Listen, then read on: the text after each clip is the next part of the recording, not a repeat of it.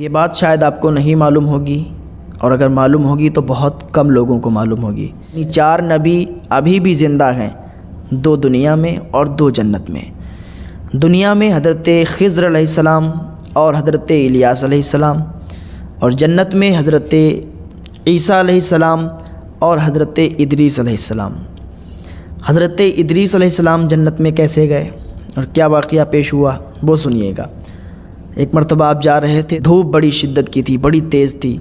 آپ نے اللہ کی بارگاہ میں دعا کی، پروردگار مجھے اتنی شدت کے ساتھ دھوپ لگ رہی ہے، اور جو فرشتہ سورج کے اوپر ہوگا اس کا کیا حال ہوگا، اس کو کتنی گرمی محسوس ہوتی ہوگی۔ حالانکہ فرشتوں کو نہ تو گرمی لگتی ہے نہ تو جاڑا لگتا ہے، لیکن آپ نے بس یوں ہی اللہ کی بارگاہ میں دعا کی، اے پروردگار اس پر آسانی فرما۔ جب آپ نے یہ دعا کی تو اللہ تعالیٰ نے اس فرشتے سے فرمایا کہ دیکھ، میرا ایک بندہ ہے، اس نے تیرے لیے دعا کی ہے کہ میں تجھ پر آسانی فرماؤں۔ تو فرشتے نے اللہ تعالیٰ کی بارگاہ میں عریضہ پیش کیا، اے پروردگار میں اس سے ملنا چاہتا ہوں۔ اللہ تعالیٰ نے حکم دیا کہ جا اس سے مل لے جا کر۔ تو وہ فرشتہ حضرت ادریس علیہ السلام کے پاس آیا، اور آنے کے بعد کہا کہ آپ نے میرے لیے دعا کی، آپ کی جو تمنا ہو، جو بھی خواہش ہو، آپ مجھے بتائیے اور میں بھی آپ کے لیے کچھ کرنا چاہتا ہوں۔ تو حضرت ادریس علیہ السلام نے کہا اس سے بڑھ کر میرے لیے کیا ہوگا، مجھے جنت اور دوزخ اور تمام جگہوں کی سیر کرنی ہے۔ تو اس فرشتے نے کہا کہ یہ کام تو میرے انڈر میں نہیں ہے، یہ کام تو میں نہیں کر سکتا، لیکن میرے دوست حضرت ملک الموت ہیں، وہ یہ کام کر سکتے ہیں۔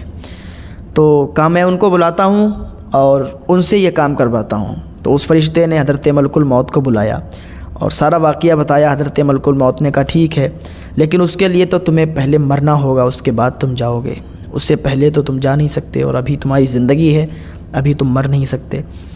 تو حضرت ادریس علیہ السلام نے کہا کہ روح نکالنے والا تو ہی ہے، تو ہی فرشتہ ہے جو روح قبض کرتا ہے، تیرے اختیار میں ہے یہ، تو ابھی میری روح نکال اور پھر میرے اندر ڈال دے، تو اس بات پر بھی عمل ہو جائے گا کہ انسان کو مرنا ہے، مرنے کے بعد پھر جنت میں جانا ہے، تو میں مر بھی جاؤں گا اور اس کے بعد میں زندہ بھی ہو جاؤں گا، تو اس پر بھی عمل ہو جائے گا۔ تو حضرت ملک الموت نے حضرت ادریس علیہ السلام کی روح قبض کی اور پھر آپ کے جسم میں روح واپس کر دی۔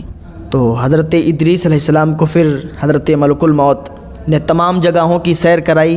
جب جنت میں لے گئے تو جنت کے اندر لے گئے اور جنت کی سیر کرائی۔ جب جنت کی سیر کر لی تو حضرت ادریس علیہ السلام سے حضرت ملک الموت نے کہا کہ اب باہر نکل آؤ، اب آپ نے سیر کر لی ہے، اب چلو دنیا میں چلتے ہیں۔ تو حضرت ادریس علیہ السلام نے کہا اب میں واپس کیسے آؤں گا، اب تو میں جنت میں آ گیا ہوں، اب میں یہاں سے نہیں نکلوں گا، اور جو ایک بار جنت میں آتا ہے وہ یہاں سے نکل کے نہیں جاتا ہے۔ اب حضرت ادریس علیہ السلام نے جب اتنا کہا تو ملک الموت نے کہا کہ یاد کرو تم نے کہا تھا کہ میں سیر کروں گا، اور ہم نے آپ کو سیر کرا دی، اب آپ نکلیے جنت سے باہر۔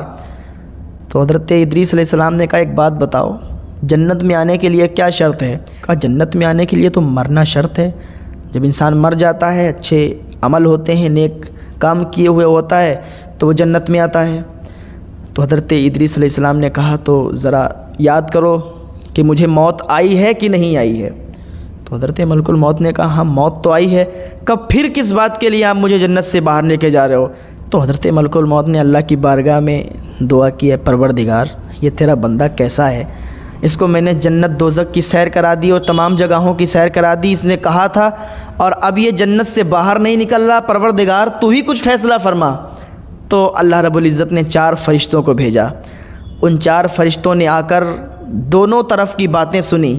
حضرت ملک الموت نے بھی اپنی بات رکھی، حضرت ادریس علیہ السلام نے بھی اپنی بات رکھی۔ تو ان فرشتوں نے فیصلہ کیا کہ بات تو ادریس کی ٹھیک ہے، جنت میں آنے کے لیے موت کا آنا ضروری ہے، جو کہ اس کو موت آئی ہے۔ تو حضرت ملک الموت اور ان فرشتوں میں بحث و مباحثہ ہونے لگا۔ تو اللہ تعالیٰ کا حکم ہوا اے میرے فرشتوں آپس میں بحث و مباحثہ نہ کرو، یہ میرا بندہ ہے، اب اسے جنت میں ہی رہنے دو، جنت سے مت نکالو۔ تو حضرت ادریس علیہ السلام کا جو واقعہ پیش ہوا وہ اس طریقے سے، اور اس طریقے سے وہ جنت میں گئے اور آج بھی زندہ۔